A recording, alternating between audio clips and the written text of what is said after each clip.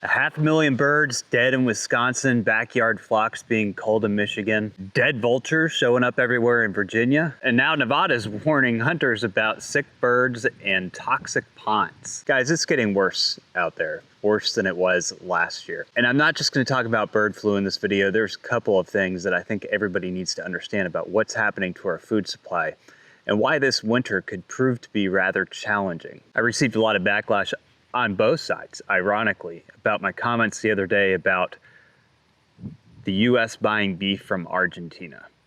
So we're going to talk a little bit about that as well. Before I get too far in, guys, those of you who have ordered beeswax candles, they are in the mail. We have shipped out about 600 of them this week. We had a little bit of an issue with UPS, and then we had another on-farm issue with our boar running around. What I might do is just every now and then put out a farm update of what's actually going on our farm. It's comical if you watch it. It's not so comical if you're involved in it on a day-to-day basis. But those are going out, and we've got more candles ready for you. We'll also be putting out, and you can pre-order these beeswax Christmas tree candles or evergreen candles. But we won't get around to start making those until next week. So you can pre-order now, and then as soon as they're done, they'll ship. As many of you know, every single fall, birds go into this great migration. Wild ducks and geese, they fly south, but for the last several years, they've been carrying with them a little more than just the wind. In fact, what they've been carrying with them over the last several years has been a highly unusual avian flu. I say highly unusual because this is an avian flu that has infected everything from dairy cows to ferrets, and it's seemed to gain function numerous times. And ever since we've seen this recent pandemic break out since 2022, it's been reshaping the global food supply when it comes to eggs and poultry. Last year, here in the United States, we saw egg prices soar to all-time record highs because of avian flu, because of the amount of culling of birds just before President Trump took office. What I think is a little bit concerning, and I think everybody should pay a little more attention to, is that this year, during the migration, we've already seen more cases of bird flu than in 2024. And 2024 was higher than the winter of 2023. When I first did my video on this, we were seeing a record bird flu outbreak, and we've beaten that record every single year. And if this fall, if what we've seen so far in the first few weeks of this fall, the over 5 million birds that have been culled here in the United States, if there's one thing that it can tell us, it's that it is actually a worse situation than it was last year. Just this week in Wisconsin, 500,000 birds were just wiped out. And something that we're seeing even more so this year is circulating within the wild bird populations. I mean, that's normally where it circulates, right? We still don't know where this strain came from. It's highly unusual. But I mean, in Virginia, multiple communities have been reporting hundreds of dead birds, mainly vultures and waterfowl, but they've all been dead to this highly unusual HPAI virus. In Virginia, things have gotten so alarming, officials are just like, look, don't catch them, don't touch them, just report them. They've got a lot of reports. But Virginia's not alone. I mean, there's also Pennsylvania, North Carolina. In Michigan, officials are again targeting backyard flocks and finding HPAI, this highly unusual bird flu, in backyard chicken flocks. It makes you wonder, is there going to be a point in time where they say, you know, we can't get control over this without getting control over all the backyard flocks? So like I said, guys, last year's breakout was pretty catastrophic, sending egg prices through the roof, to the moon. By December of 2024, over 50 million birds had been culled in the fall. And as winter kind of sets in, the way it goes, in January, there were another 23 million culled. Like last January here in North Carolina, they found hundreds of dead birds on the Outer Banks. Because of what happened last winter, egg prices more than doubled. We had egg billionaires popping up everywhere. This year so far, what we've seen in October is 5 million birds. It's double what we saw in October of 2024. So we're not getting better, we're getting worse. The cost of chicken, the cost of eggs, those will also be drivers behind pork and beef because they are offsetting proteins. When one becomes less available, it pushes the pricing of others up. So I've heard a lot of different things about, what's going on with HPAI, why hasn't the government gotten a handle on it? They actually do, by the way, have an mRNA vaccine that they think will work. It's been tested on monkeys to keep people from getting HPAI. Of course, there's an indigenous group that recently came out with a statement that I agree with. I think it's was like an international group of indigenous nations, and they basically said that mRNA vaccines were a bioweapon. I don't disagree with them on that. But anyway, they have come out with a new vaccine that everybody can take that will save them from this highly unusual bird flu. But it doesn't help us when it comes to our food supply. What I've said from the very beginning is we need to understand where this highly unusual strain of HPI came from in the first place. Yes, they say it started in wild bird populations, but they say COVID started with wild bats. I feel like sometimes if you answer the question of where something came from, it's easier to find a solution to the problem. But we also can't possibly vaccinate every wild bird in the world. You know how many birds that would be? It's not like this thing is going away anytime soon, at least not without herd immunity. But as we've seen with this particular HPAI breakout over the past several years, there doesn't seem to be any immunity building. And when there is immunity, when we've seen ducks survive in Washington or we've seen ostriches survive in Canada, we cull them anyway. It's no use studying the animals that survive it. But anyway, the USDA has put out a lot of guidance towards poultry owners as far as biosecurity and what they should be investing in and doing to protect our food supply from this problem, because there's clearly a problem with HPAI. And if things go anything like they did last year, you could expect to see record egg prices this winter. You could expect to see record poultry prices this winter. You could expect to see, who knows? You may not be able to get a turkey, and the price of a prime rib roast is astronomical. So maybe you'll be doing, a good old-fashioned pig barbecue for Thanksgiving this year. I've heard there's a lot of alternative proteins also entering the market if you prefer that. There's probably like a fake turkey breast or something you can bake. Lab grown. Anyway, guys, heading into this winter, I think things are going to get pretty bad, seeing that we've already seen almost 100% increase in the outbreak of HPAI just at the beginning of this fall. But I think it's difficult for producers to justify the expenses of adding all this biosecurity to protect our food supply when you do this to egg prices. This is what happened. You see that big drop there. This is what happened last year when our president decided to import a bunch of eggs from Turkey and South Korea.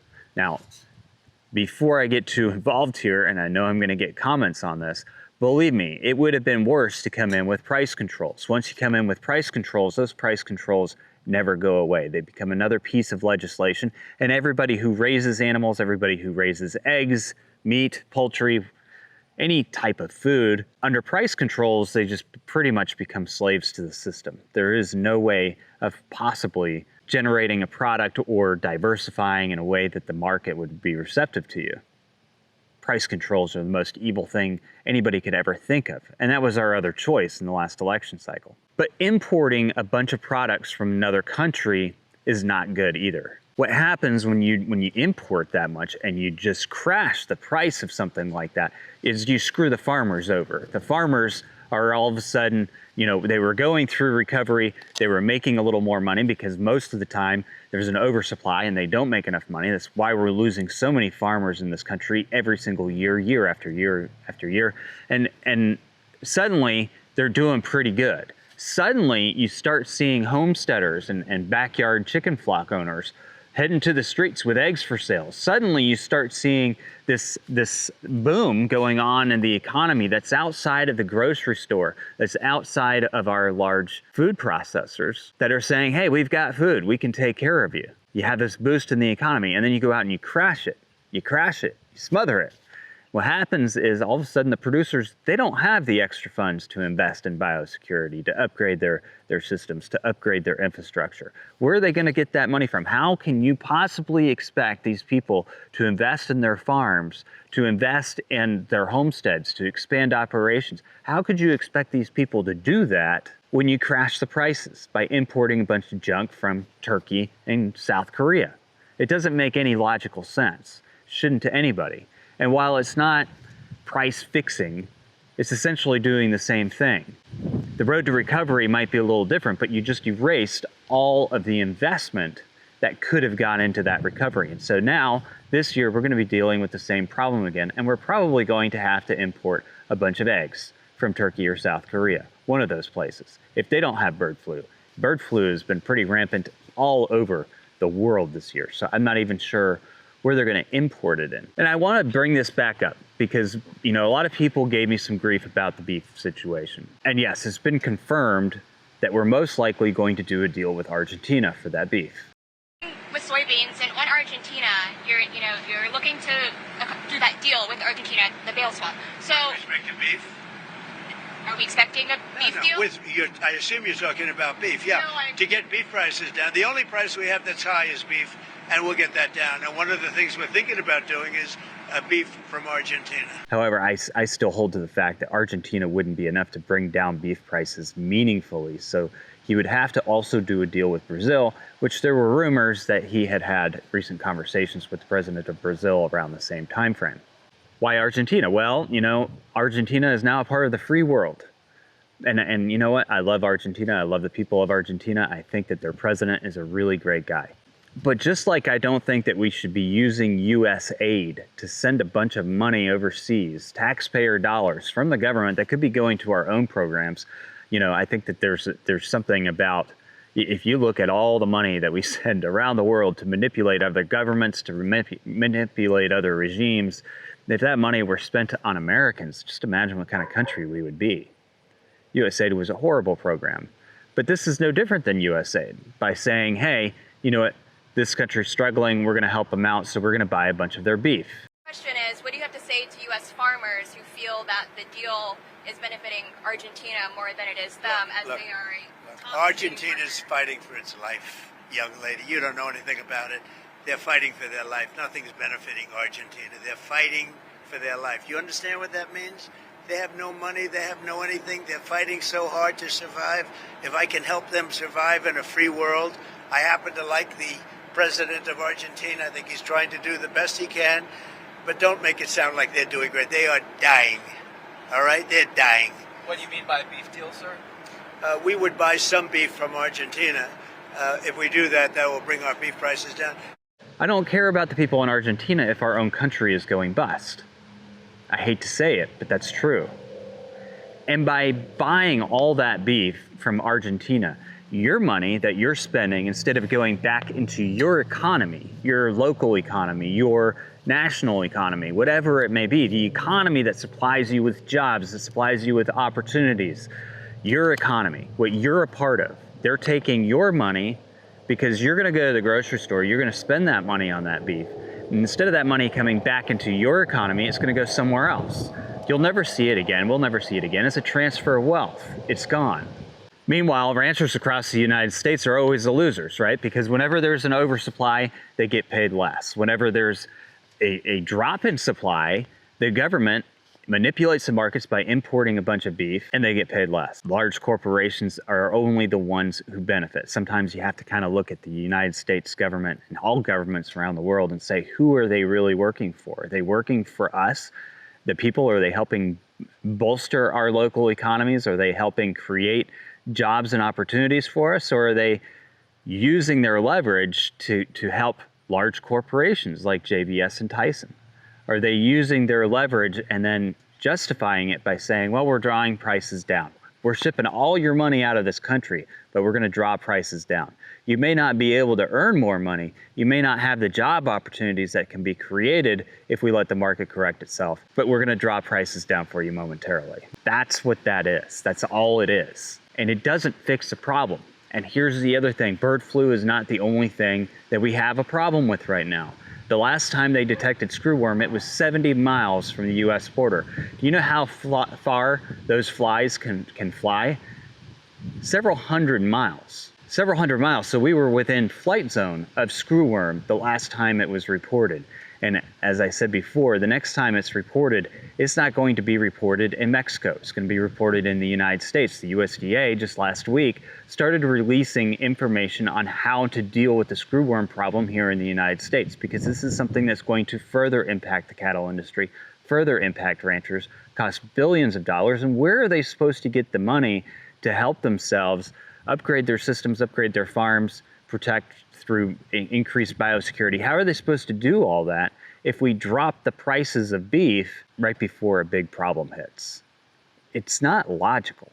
How are you supposed to get egg producers to invest in biosecurity in their facilities if you're going to crash the price of eggs? The only ones who are going to possibly make it are the big guys. How are you going to do that for poultry if, again, we crash the price of poultry by importing a bunch of chicken? How logical is it to just import everything? It's not very logical, not in my mindset. I agree, consumers need lower prices, but the reason why our food supply is as screwed up and fragile as it is, guys, is because of stuff like this, because of price controls, because of price manipulation through imports and exports. We've always overproduced soybeans and corns because we manipulate the exports. We never let the market decide what is necessary and what isn't. It's left the United States vulnerable. We grow very little produce, very little vegetables. These are all things that we need on a daily basis. Part of me wonders, because there's been so many produce companies going to South America. Now it's almost like we're trying to do deals to send all the beef to South America. Is there like some sort of movement to move all of our food supply needs, all of our food production out of places like Europe and the United States and into places like South America, where they're destroying rainforests and everything else? If there's not some sort of conspiracy theory behind it, then all I can say is their actions are pushing it that way. It would appear as though all of the agricultural production is leaving the European countries and the United States, and honestly, it's getting really difficult to farm in Canada. They've got plenty of land, a tenth of the people the United States has. Plenty of land, but none of the farmers can farm because they keep getting cut off from water, everything else. They don't have those restrictions, by the way, in South America. They don't have any of those restrictions. It doesn't even matter if there's a drought. They don't restrict you from water. In South America, they don't have humane handling restrictions. They don't have a lot of the things that make life costlier for farmers in the United States, Canada, and Europe. They don't have any of those things. And that's why it's so beneficial to large corporations. If we could just, work out deals, lift tariffs on certain countries so that we can import more from those countries, it'll make us richer. That's what the corporations are thinking. And they justify it by saying it's going to lower the cost of food for consumers. But like I said, the cost of food for consumers, this whole entire thing is messed up because of our food system being messed up. If consumers had more choice to buy local and local farmers and local producers had to compete with one another, you'd eventually see prices drop, but it would be done in a healthy way, in a way that helps support a market, in a way that helps drive innovation and marketing, in a way that helps drive jobs for U.S. citizens. And when they put out these job reports, I don't care who works for a big corporation. What I want to know is who's making it on their own, who's making it with a small business. It's crazy. Entrepreneurship and small businesses make up a huge amount of the U.S. economy, and yet they're always being thrown under the bus. And what you're seeing in agriculture right now are farmers being thrown under the bus and then being tested and said, hey, look, now you've got a problem to deal with. You've got avian flu to deal with. Update all your biosecurity measures, put millions of dollars into your property, and what do we do to you in exchange? We're going to drop egg prices by like 75%. We're going to import our beef and bankrupt you so that you can't really do anything to help fight off the screwworm. I'm not saying that's the thought process. I'm explaining why it's a bad thought process, why I disagree with it, why you should too. And I think that we're heading into a time very close, where we're going to really want to have as much agricultural and food production as we possibly can within our own country. And the more we chase it out of this country, the more we import it from South America, the worse things are going to be for us. We are already food insecure when it comes to produce and fruits, vegetables. Now, one of the things that we try and do at Yanasa Trading Co. is we try and support our farms, and we sell a lot of products like bison tallow, like candles, things that are using byproducts to help add value to farms across the United States. And we collect those products, and we make products out of it, and then we try and offer them to our subscribers at as affordable pricing as we can. When you shop at Yanasa Trading Co., you're helping us further that mission. You're helping us get more products. You're helping us support more farmers. We're about to face some really tough times, guys. And you're going to start seeing some of these prices this winter. I guarantee it. If what happened last winter is any sign of what's to come, we're going to see egg prices through the roof again. Because bird flu is already hitting double what it did last year. And if it keeps on this trend, who knows what next fall is going to be like. These highly unusual pandemics, plagues like flies, there's all sorts of things going on out there, guys. And I think our leadership is failing us. I think they're failing us. I think that people get excited about it because they see that lower prices are coming, but they don't think about the long-term impacts that those lower prices have.